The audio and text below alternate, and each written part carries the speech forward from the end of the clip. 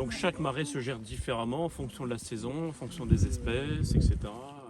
Si par exemple vous voulez accueillir n'importe quoi, pas forcément là, mais si vous voulez accueillir des petits bécassos, il ne faut pas qu'il y ait beaucoup d'eau. Donc au niveau des plantes, là par exemple, vous avez cette plante là. Je ne sais pas si certains connaissent. Ça c'est le masseron, ouais. Alors ça c'est vraiment. Ouais, là, alors voilà, donc c'est une plante qu'on mangeait surtout la racine. Hein. C'est la même famille que la carotte. Voilà, hop.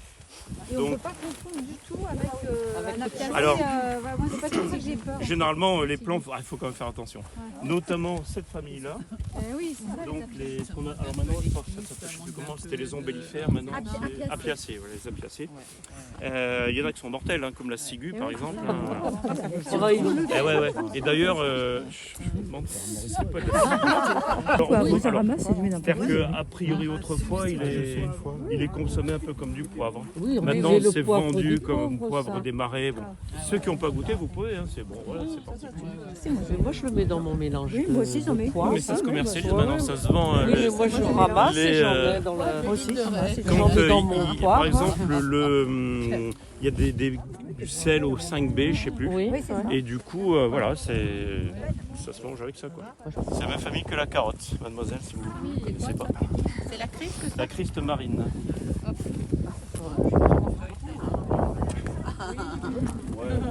Alors après, il y a des plantes qu'on ne peut pas manger maintenant, comme la salicorne, il y en a pas.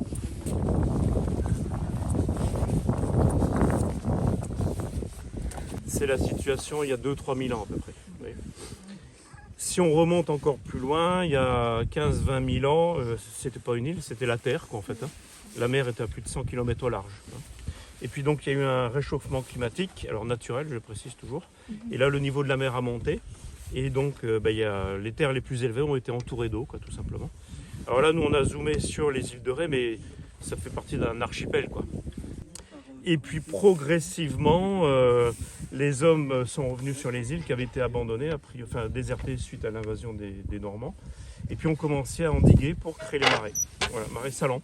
Donc, voilà, petit à petit, on gagne des terres sur la mer. Donc c'est un système d'endiguement, quoi.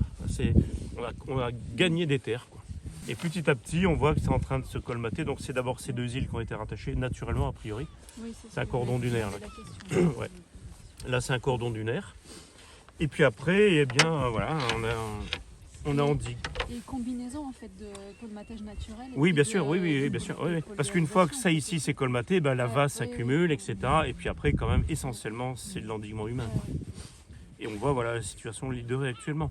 Et on voit bien ce qui fait la jonction entre les îles, là, notamment l'Oie, c'est les marais, quoi.